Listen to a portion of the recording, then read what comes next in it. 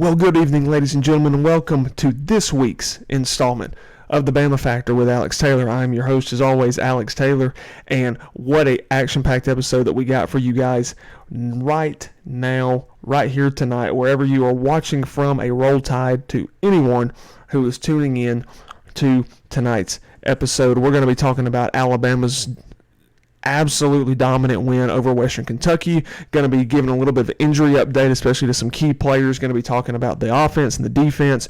We're going to take a look at this week's top 25 AT poll, as you will see right here. Actually, I'm sorry, it's over this way. In the left-hand corner of the screen, I'm going to explain that a little bit more about what that means. And we are also going to take a look at a preview for the USF game this upcoming Saturday. But thank you guys for tuning in. Be sure to follow me on Instagram, Twitter, TikTok, and especially YouTube. Trying to grow that YouTube page. This is where this video will be broadcast. Also still broadcasting all of my podcasts on Spotify and Apple Podcasts as well. So always be sure, if you can't catch it on YouTube, catch it on Spotify and Apple Podcast. Always there, keeping that going. Season number 4 of the Bama Factor is here, and we are so excited to be bringing you episodes each week of highlights, in-depth analysis, practice footage, injury updates, and previews for upcoming games as well. So without further ado, we're going to jump right into it. And we're going to address the elephant in the room. The debut of the 2024 Crimson Tide. Kalen Debeor really impressing in his first game as the new Crimson Tide head coach, 17 years after Nick Saban took his first win at Alabama over Western Carolina back in 2007. I fortunately got to attend that game, and just seeing what Alabama did this past weekend, from a fan's perspective, we were hoping that they were going to put on a show. And these players wanted to. They wanted to come out and impress. That they wanted to have a good first game. And I predicted that Western Kentucky would put up a little more of a fight than they actually did. But I predicted 45-17, 45-21, 63-0. Safe to say that just blew me away. For the first game, for a new coach, a new coaching staff, a brand new team, a revamped team, in my opinion. It's pretty amazing. But when you look at some of these stats, obviously you start with the quarterback position. You start with Jalen Milroe. Didn't really have to throw the ball that much in this game. Wasn't trying to show too much, I believe. But, a crisp 7 of 9, 200 yards and 3 touchdowns. Took care of the ball, no interceptions. And also added 10 carries for 79 yards on the ground. Also, Ty Simpson getting some action as well. 5 of 9, 66 yards. He also added 2 carries for 32 yards and a touchdown on the ground as well. Then you move to the running backs, and really kind of a two-headed monster that you're going to be looking at with Justice Haynes and Jam Miller. Justice Haynes leading the way with 4 carries for 102 yards and a touchdown. Jam following that up with 5 carries for 54 yards and a touchdown. Jalen himself ran for 2 touchdowns as well, and then you had a true freshman, as well, Daniel Hill. Also getting his first career touchdown. Saw a lot of guys carry the football. Richard Young, Kevin Riley, several of these guys did, but 47 carries for 334 yards in the first game of the season, and that is what we like to see. Then you move to the receiving core, and these are the guys that I'm excited about this year. They showed their potential, they showed their flashes in this game, and you start with guys like Kendrick Law, only had 1 catch for 22 yards, but it went for a touchdown. Jeremy Bernard, kind of not really productive this game, but really didn't have to be. 1 catch for 17 yards. Then you have true freshman Caleb Odom, 2 for 23. Then you add Kobe Prentice, 3 of 43, but the man of the hour, Ryan Hollywood Williams, 2 catches, 139 yards, 2 touchdowns in his Crimson Tide debut. Only 17 years old, I might add, is supposed to be a senior in high school, and really kind of introduced himself to the college football world. this past weekend. And then you move to the other side of the ball, really on the defensive side. Jihad Campbell and Deontay Lawson leading the team with total tackles of 18 combined between them. Then you have guys like Jalen Mbakwe, true freshman, also getting some really good playing time as well. Tim Keenan playing very well. James Smith playing very well on the line. But really the player of the week, also SEC Defensive Player of the Week, Keon Sabb at safety, getting 2 interceptions in his first game as a member of the Crimson Tide. Really a game changer. I think it's going to be a game changer this year at the safety position. Is going to be really good for the defense. But now as we kind of go into the in-depth analysis of this game, something that I saw in this game, from a fan standpoint is, I want us to start quick. I want us to start fast and, really kind of see what this offense was going to be made of. And for the most part, we did that. Kind of slow getting off and everything like that, but, expected to be, these guys have been hitting each other for, 4 to 5 weeks, and they're ready to hit somebody else. The adrenaline's high, some of the jitters are high, but then when you really calm down and settle into the game, what are you going to do?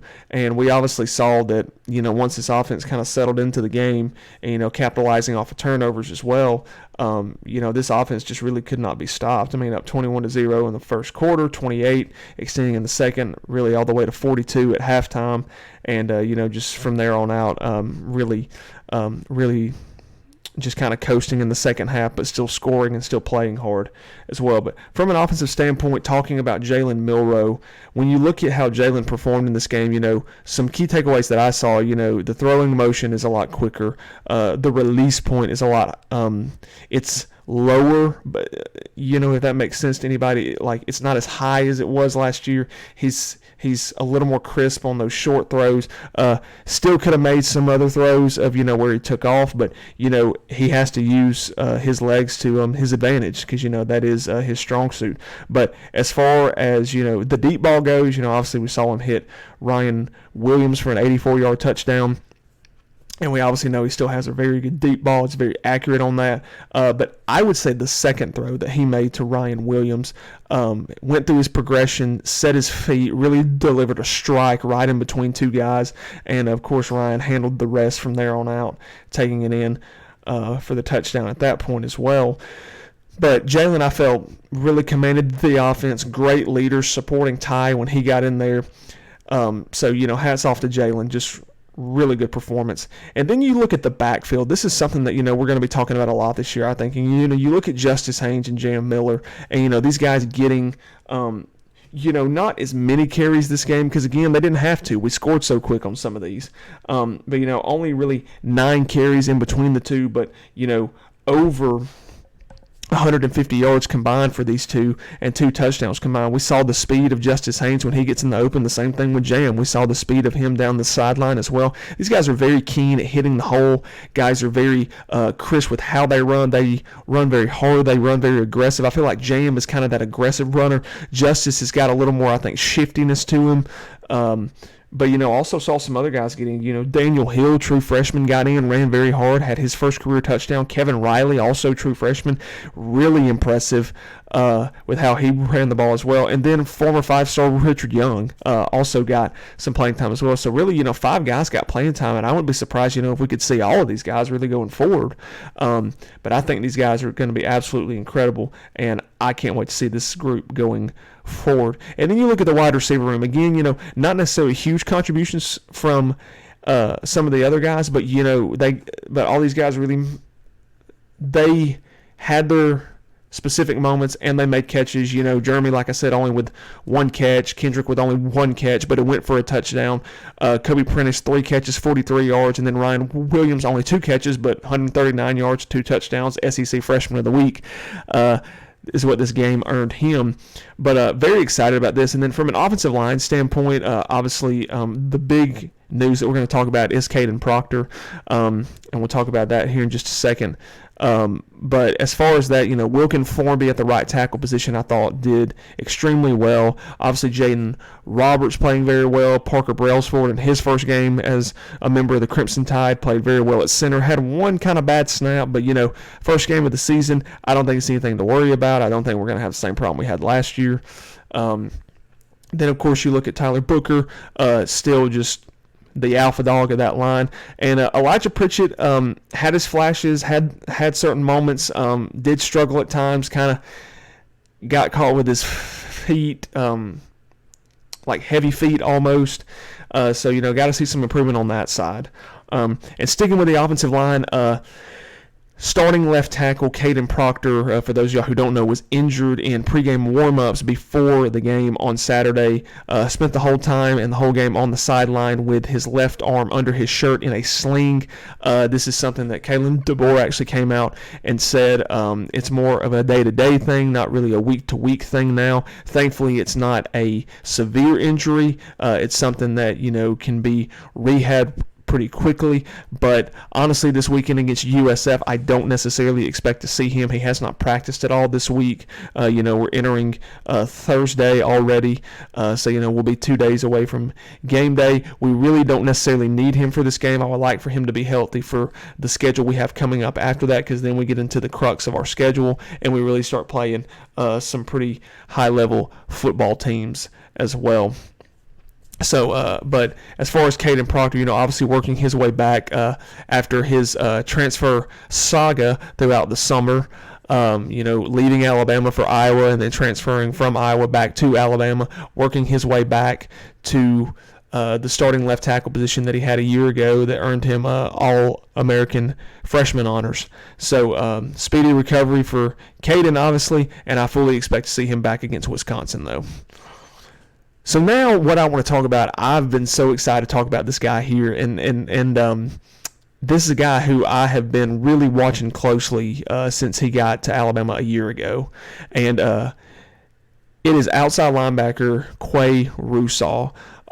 Played his high school ball at Carver in Montgomery, Alabama, and was a 5-star coming out of high school. If you watch this guy's high school tape, the first word that would come to your mind is just spectacular, impressive, tough, gritty, and just wow. He's got the it factor. Whatever it is, he has it.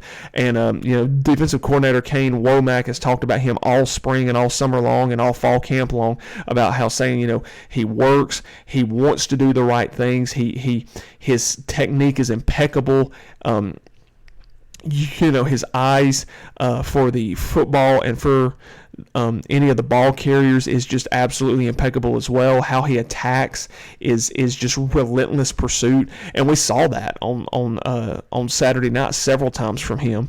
And this is a guy who I think is really emerging, who's really going to have a good year. And you saw him kind of sub out on some of those third down plays, and necessarily, I like the packages that Kane was kind of really implementing on those third down plays.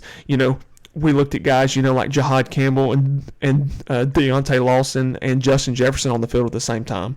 And then you had Russaw and Quindarius Robinson and Jahad Campbell on the field at the same time. And you just really mixed in a lot of guys. And, you saw Canoe Coy, you saw Keon Keeley, you saw just several other guys. Johan Pierre was also really making some very good plays as well. But Quay Russaw just really, really, really stuck out to me in Saturday's game.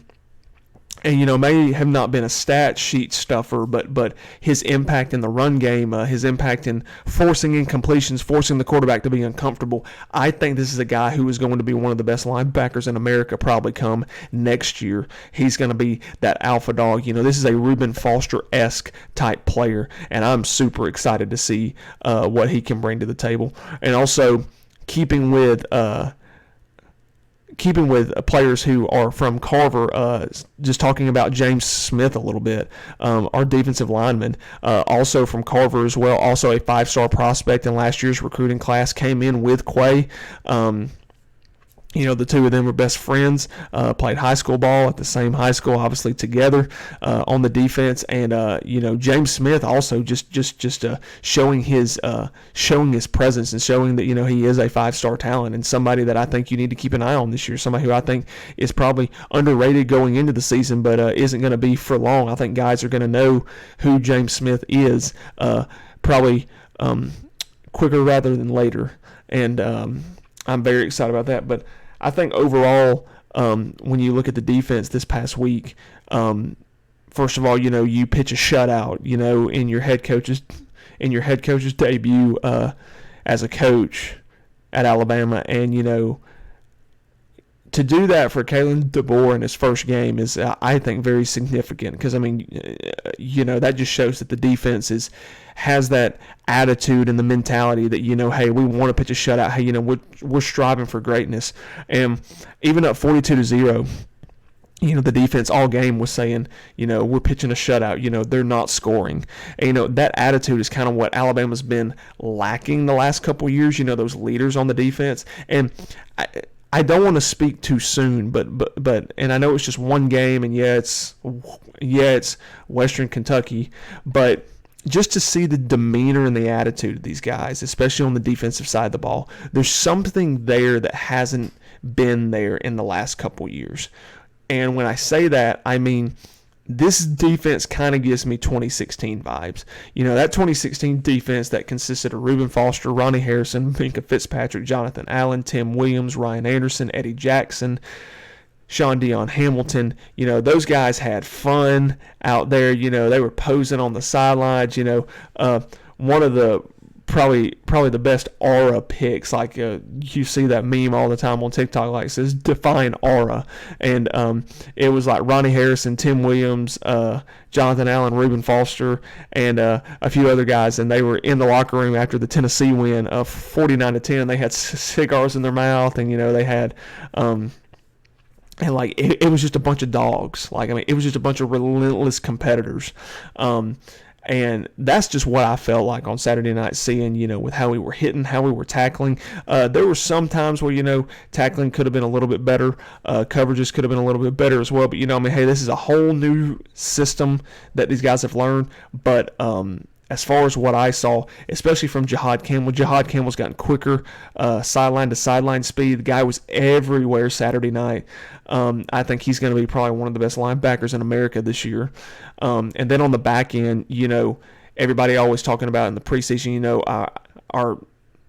all of our DBs, that's going to be our weak point, because really after that first line, we don't have a lot of depth. But, getting those true freshmen some playing time, you saw Zabian Brown get a start in his first career game at Alabama, played very well. You saw Jalen Mbakwe, the 5-star athlete from Clay Chalkville, also get in the secondary, played very well. Xavier Mincy played extremely well, also a 5-star. And then you look at Red Morgan from Central Phoenix, and the way he attacks the ball is just insane in his closing speed, and that's going to be a guy who is also going to be, I think, very vital in the safety position, in that Husky rover position as well. But one of the main guys that I want to highlight as well is Keon Sabb, transferred to us from, obviously, the previous national champion Michigan Wolverines from a year ago, transferred to us in the offseason. And I think just what a great addition he has been so far for this team. Obviously showing in his first game, not one but 2 interceptions, and almost had a third. I think with the eyes to the quarterback mantra that Kane Womack wants to implement on this defense is really fitting to how Keon Sabb plays. And the fact that he plays so quick, and the fact that he can just read a quarterback like that, it doesn't matter what quarterback it is. But really, especially the second interception, I really thought he was going to take it for a pick 6, but unfortunately got chased down.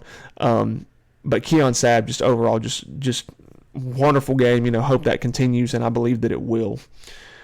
So now we're going to move into my favorite segment that I am introducing this year.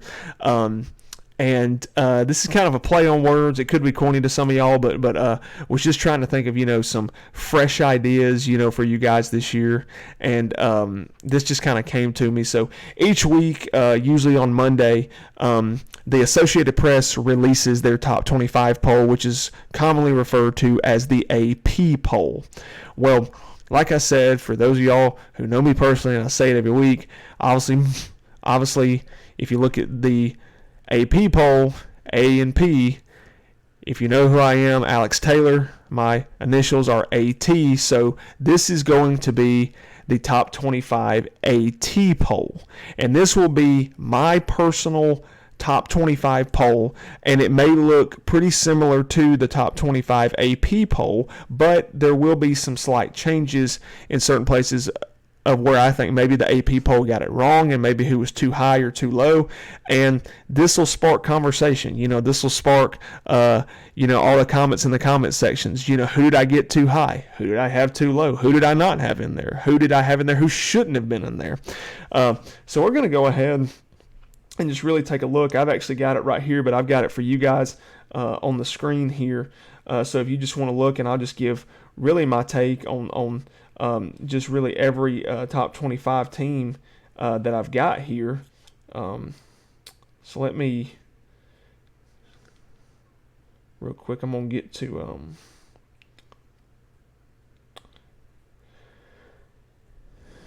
all right.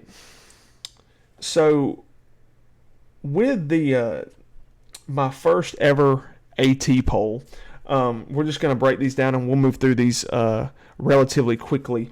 So number one, Georgia, obviously, a dominating win over Clemson, 34-3. Keeping them in the top spot, was obvious. So you got to give it to them. Ohio State starting off with a huge win as well. Jeremiah Smith also really making his presence known as well. 5-star wide receiver as well. Texas having a huge win over Colorado State as well. Quinn Ewers playing very well. Ryan Wingo playing well. So you look at that. Obviously, I have our Crimson Tide at number 4. I've already kind of been told, I posted this on my Instagram page, already been told that I have Alabama too low. Still trying to keep it, I'm trying to be unbiased and trying to keep it realistic. So, I do think that we should have moved up from where we were. So, I do think that, we're obviously better than the teams that are lower than us on this. At 5, I got Ole Miss, played Furman, not really much to talk about, expected them to absolutely blow them out. Jackson Dart, Trey Harris having a good day, the defense having a good day as well.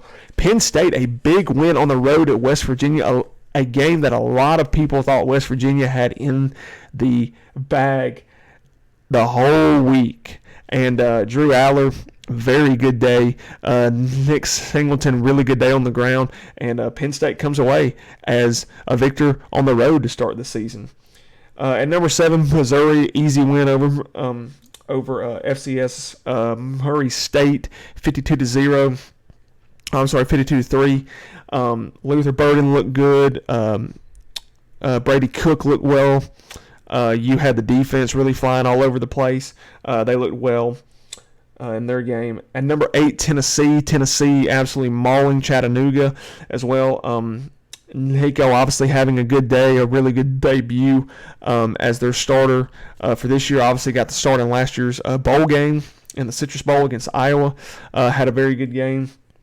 And Tennessee looking good on the ground as well, with Dylan Sampson, Squirrel White having a good game, Brew McCoy having a good game as well. Number 9, Miami going into the swamp at Gainesville, getting a huge win there, really embarrassing Florida. At that point, Cam Ward looked really good, really solid there. I dropped Oregon to 10, and obviously that's me being generous there. I honestly thought about dropping them even further, but Oregon struggling with Idaho all the way into the fourth quarter, only winning by 10. Dylan Gabriel had a pretty good game, but, just really struggling to put the ball in the end zone and really struggling to score. But we're going to see when Oregon and Ohio State play in a few weeks, and, we're really going to see what this Oregon team is really made of. 11, Notre Dame, the Fighting Irish, go into College Station, where College Game Day was live from on Saturday, and I guess you could say not really upset Texas A&M, but going into College Station is a hard place to play, and they go in and they beat Texas A&M. Huge game for the Irish and head coach Marcus Freeman. 12, I got USC, huge win over LSU in the loss in the Vegas Kickoff Classic, something a little bit new this year. But obviously quarterback Miller Moss looking absolutely spectacular in this game. But the real highlight of the game, USC on the other side of the ball, the defense. Where did this come from? A new defensive coordinator they pulled from UCLA and already has them looking pretty good against an SEC power in LSU. So USC coming in at 12. At 13, I have the Michigan Wolverines. Drop them for the reason struggled, just really struggling until the end. Fresno State, you struggled, and yeah, the score looked worse on the scoreboard, but it was not. I'm trying to think of the word. It wasn't a picture of how the game went. Obviously the Wolverines having to pull that out at the last second, and they've got a tough task this week going to Texas, and that's going to be interesting. 14 Kansas, I'll be coming out as a victor as well. At 15, have Arizona. Tate McMillan, T-Mac still looking good. Noah Fida looking very good on the offensive side of the ball. Arizona obviously playing very well. 17, Oklahoma, no problem. Taking care of Temple. Obviously, Jackson Arnold looking very good. The wide receivers looking spectacular. The defense really stepping up this past week. Right behind them, also interstate Oklahoma State, Ollie Gordon looking very well, preparing with their showdown for Arkansas this week in Stillwater. That's going to be interesting. 19, some people think I have Utah too low. It's just because, of the nature of who they're playing. And, kind of their cake this year, or I'm sorry, their schedule this year is, kind of cake in my opinion. Then you got 20 with Kansas State starting off with a strong win. Dropped LSU to 21. Didn't want to drop them out of the top 25 just because they did lose to USC. LSU's got some things to figure out, though. The defense is still not good. The secondary is still not good either. I do want to say something personally to any LSU fans that might come across this. Our hearts go out to you for John Emery, tearing his ACL. He's a guy who's been with y'all's program now for, 5 years. And it's tough to see anybody go down. I don't personally like seeing, any Alabama. Obviously, I don't like seeing our own players ever get hurt at Alabama. I don't like seeing players get hurt at all because these guys put so much into it. They put their heart and their soul into this game, and then they have it taken away from them, with ACL. So prayers going out to John Emery and his family and to the LSU community and the fans as well. We wish him a speedy recovery, and hopefully that he can get back this season as well, because I would love to see him. He's a tremendous talent for the LSU Tigers. 22, Georgia Tech. Obviously coming off a huge win against Florida State the previous week, and obviously getting another win as well, 2-0, moving to 2-0 on the season, headed to Syracuse. That's going to be an interesting game. Excited to see what Georgia Tech and Brent Key can do when they head to Syracuse. 23, Iowa taking care of business. Is the offense finally going to be good? We don't know yet, but we will see. 24, NC State obviously taking care of business as they get ready with their showdown in Charlotte, North Carolina with Tennessee this weekend. That's going to be very interesting. I fully expect Tennessee to win that game, but NC State could keep it close. They may surprise some people. And number 25, dropping them, who is my really the biggest dropper in this, is Clemson. Clemson absolutely embarrassed by Georgia 34-3 in the Aflac kickoff in Atlanta this past weekend. Cade Klubnik still not very impressive. Receivers not really impressing. Phil Maffa had, certain moments that he broke through, but the defense kind of caved really after halftime. You really had Georgia really scrambling on offense the first half, but then Georgia came out in the second half and made adjustments, and Clemson didn't. And now you've really got to turn your attention to, Coach Sweeney, and you've really got to wonder, he is absolutely being just blasted for not utilizing the transfer portal like everybody else does. And in this day and age, you may not like it, but you have to adapt. And good coaches adapt. And that doesn't mean compromise what you believe in. But, he said something Saturday about he doesn't utilize the transfer portal because he has to teach these guys the new system. And then you're bringing in these guys, you have to teach them the new system and everything. And I'm like, you have to do that with a recruiting class anyway. So why are we sitting here thinking that that's any different? And he's just coming up with excuses. And he would learn if he would utilize it, and you would take guys that have played high-level football at these other places and they want to come to your school Why not utilize that? I mean, some of Alabama's best players in the last couple of years have been through the transfer portal. You look at Jamison Williams from Ohio State. You look at Jahmyr Gibbs. You look at Henry To'oTo'o. Like, you look at all these guys. It's impressive. Jermaine Burton. And, you look at, and all these guys that I just said are in the NFL.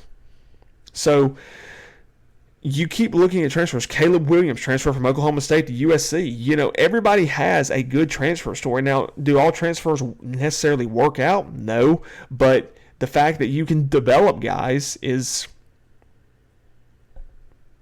that should be easy for Sweeney. But if he doesn't figure that out, I think if he loses 3-4 games this year, I think some of the folks in Clemson, and I think some of the fans, some of the boosters, potentially some people in the athletic department are going to start getting a little furious because, Clemson really hasn't been relevant since 2020. Have really missed out on the playoffs, for the last 3 years. But the ACC is not a pushover this year. Georgia Tech is really making their rise.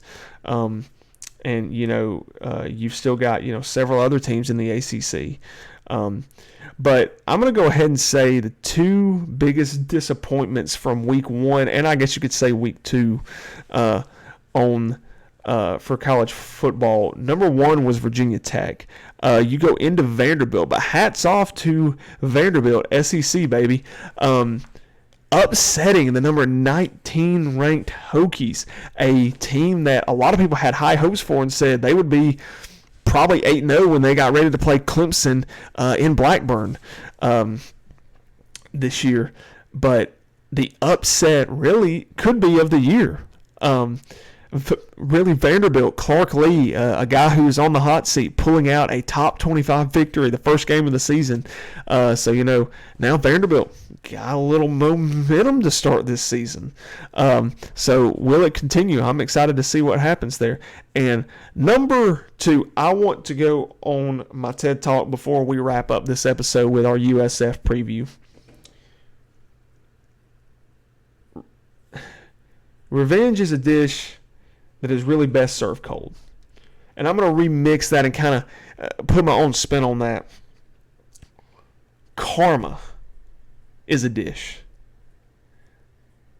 that is also best served cold. And Florida State, I genuinely have no words. You go to Ireland and you get beat by Georgia Tech. Then you're trying to salvage that loss, and you lose to Boston College, who Bill O'Brien is their head coach. Bill O'Brien was Alabama's offensive coordinator for 2 seasons. He ruined Bryce Young. He ruined the potential he had. He ruined Jahmyr Gibbs' potential. The only reason these guys went in the first round is because they're just that talented of athletes. And Bryce Young still won the Heisman despite having him as an offensive coordinator. But you let Bill O'Brien outcoach you, outsmart you, outscheme you, and outplay you. I got to hand it to him. His team was prepared on Monday night. They went into Tallahassee and absolutely waxed Florida State. And you can say, they just won 28-13. It doesn't matter. They absolutely took it to Florida State. They weren't expected to win. And now Florida State 0-2. And in my opinion, they don't have a quarterback right now. DJ Uiagalelei is not a good quarterback. He is so inaccurate, overthrowing, underthrowing. He can't make a back shoulder throw to save his life. And at one point to think that the experts thought he was going to be a better quarterback and have more success than Bryce Young. Well, Bryce won a national title, won an SEC title, had a Sugar Bowl win under his belt, won a Heisman Trophy, a Maxwell, a Davey O'Brien, and got picked first overall. And now Uiagalelei is on his not first, not second, but third school in 4 years, and he still can't throw. And how Dabo Swinney won 11 games with this guy at the helm, I'll never know. But Mike Norvell has a culture problem at Florida State. And it started last season when you allowed all of your guys to opt out of the Orange Bowl because you got your feelings hurt that you didn't make the playoff. And you blamed Alabama and you said, oh, it's the Bama bias. Oh, it's the Bama bias. Oh, they're going to let Alabama in. You weren't the same after Jordan Travis went down. It proved in the ACC championship game. Did you win that game? Yes. But would you have beaten Georgia? No. Would you have beaten Alabama? No. Washington? No. Michigan? No. Oregon? No. You wouldn't have done it without Jordan Travis. And even then, you might still not have won. But you weren't the same team yet. But so then Mike Norvell complains the entire build up to the Orange Bowl.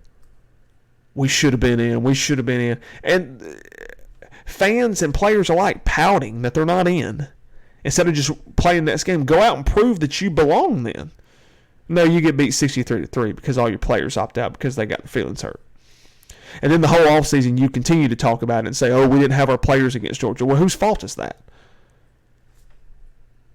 Looking back in the mirror at you. And when you look at the demeanor of the team, all offseason they still kept talking about it. And then they were trying to leave the ACC. And then they're blaming the ACC. They won't let us leave. They're trying to keep us here. We want out of the ACC. You focus so much on not making the playoff, complain about not getting into the playoff, and then you're complaining that the ACC is not letting you leave, that you forget that you got to play a season. And I will say this. The only guy that I feel really bad for that transferred from Alabama to Florida State is Roydell Williams. He graduated from Alabama, spent his time there, but I felt he kind of saw the writing on the wall with Justice and Jam and what this offensive system was going to be, and I felt like his role was probably going to be diminished at Alabama. So he transferred and he made a decision for himself to say, hey, I could go somewhere and be the guy, for a year. So I don't blame him. But for guys like Sean Murphy, Terrence Ferguson, Earl Little Jr., Malik Benson, I don't feel bad for y'all. I don't. It's all love from here. Y'all played for the Crimson Tide, but y'all don't play for us anymore. And the grass ain't always greener. At all. And it's really proven to not be green there. You went to a school that has a head coach who is literally the biggest whiner in football. And has a serious culture problem because he's teaching his players to be the same. And until they fire him, that culture's not going to change.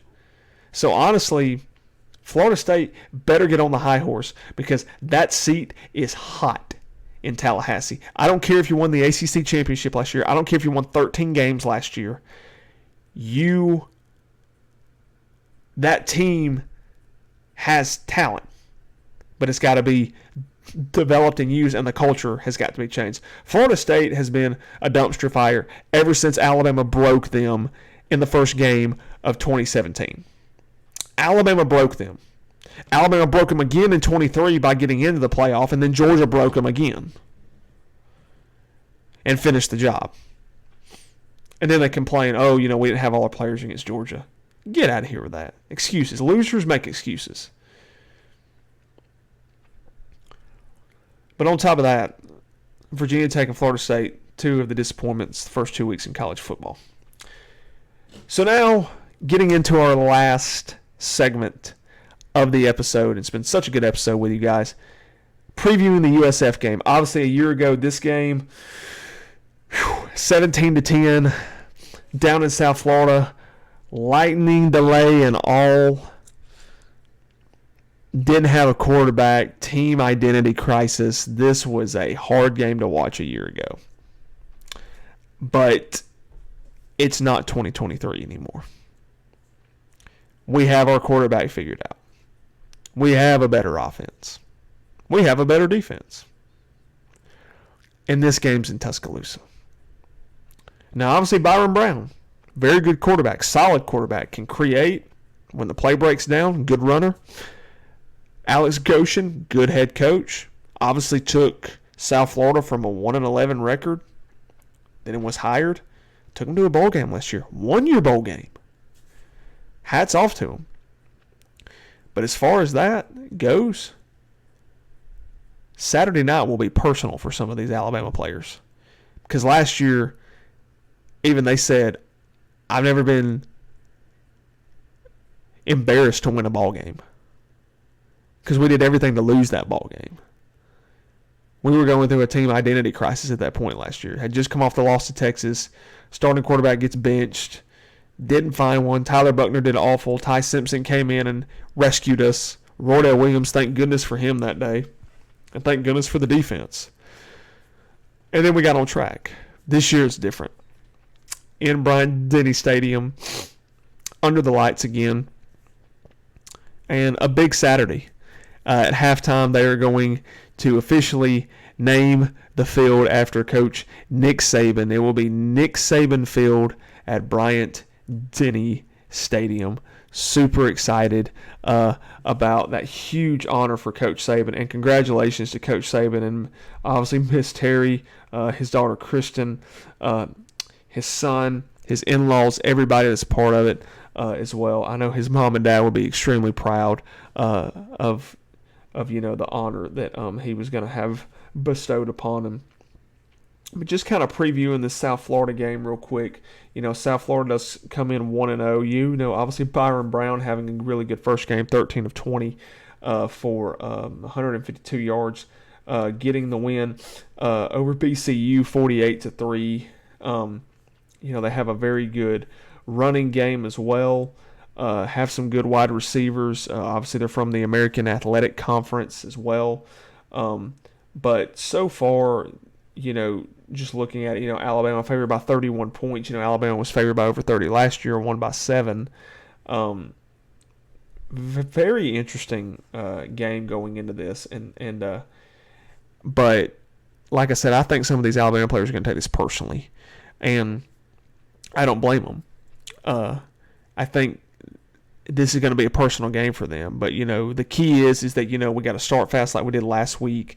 We got to keep the foot on the throat. The defense is going to be tested on this. I think this is a good offense to be tested against. Alex Goshen, head coach of South Florida, obviously coaching with Josh Heupel when being his offensive coordinator for a couple years, has that fast, up-tempo, fast-paced style of offense, air it out, short, quick passes, spread you out type of offense. So we're really going to see, I think, our secondary be tested against this team. And I'm really excited about it. But I think if we keep everything in front of us like we're supposed to, and, we do, and we take care of what we're supposed to take care of, I think, again, talent comes in to the picture, and the depth comes into the picture, and the conditioning comes into the picture as well. So I think once the fourth quarter rolls around, I think Alabama is probably going to be up in this game by a substantial amount. And as far as, my score prediction, like I said, drop this on the page probably not too long ago. So I'll go back and see what my prediction was for that game.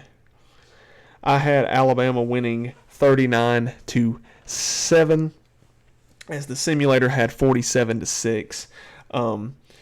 But this could potentially be a game where South Florida does put up some points. But if the defense is anything like they were week 1, I think South Florida is going to have a very hard time trying to put up points. But we got to keep everything in front of us. We can't get too spread out. We can't get lazy on tackling. We've got to play our zones well. We've got to contain very well. We've got to keep Brown in the pocket. We've got to flush him, and when we do, we've got to be there to contain and bring him down. And we've got to limit the big plays. I'm always going to say that. I'm going to say that just about every game this year. We've got to limit the big plays. And the offense has got to get going as well. Ryan Williams, hope he continues his trend of dominance. Jalen Milroe, hopefully he does too. The running game as well. So I'm excited to see this. Very much so. But, guys, we thank you so much for being here tonight. I thank y'all so much. And catch a brand new episode of the Bama Factor with Alex Taylor every Thursday. They go live on YouTube every single Thursday. They're also on Spotify and Apple Podcasts as well. And we also want to take this time as we close out our episode to let you know that we are a proud member here at the Bama Factor with Alex Taylor of the College Huddle, which is the largest fan-led podcasting sports database and website in the country. Over 72 other podcasts are represented in the College Huddle, all the way from Oregon, all the way down to Miami, all the way through the Southeast and up through the North as well. Be sure to check out some of the other podcasts you can check them out on Facebook. You can check them out on Twitter. We also have an Instagram, but we also have a website as well, and that would just be obviously thecollegehuddle.com. It has every single info of every member that is a part of the College Huddle. It has articles, it has podcasts, it has links to everybody's YouTube, Twitter, TikTok, Instagram, whatever social media platform they're on. And also you can check all of the conferences. It has us listed by conferences as well. So obviously if you go to the SEC, it goes in alphabetical order. I'm the lone representative for the Alabama Crimson Tide, so you will see the Bama Factor with Alex Taylor right there. It'll tell you some information about my podcast, how long I've been on it, and it has all my links to my YouTube and my Spotify and my TikTok, my Instagram, everything that you would need to follow the Bama Factor as well. So the College Huddle, we're a proud member, and we're very honored to be a part of it this season and going forward as well. And for those of y'all too, if you look right there as well, that is this week's game win poster. Hilltopped is our slogan for the week, obviously 63-0 there. You can also check that out on my Instagram page for a little better view of it. And you can check it out on my Twitter as well. If you would like to purchase those, you can always send me a DM in Instagram or Twitter. We'll be selling those game win posters this year. Excited to sell those. And we'll have an announcement in a few weeks that I'm really excited to roll out on the page as well. So y'all stay tuned for any announcements as well. But I hope everybody has a great college football Saturday this upcoming weekend. Stay safe if you're traveling. Thank you for tuning in. And as always, good night. God bless, and roll Tide.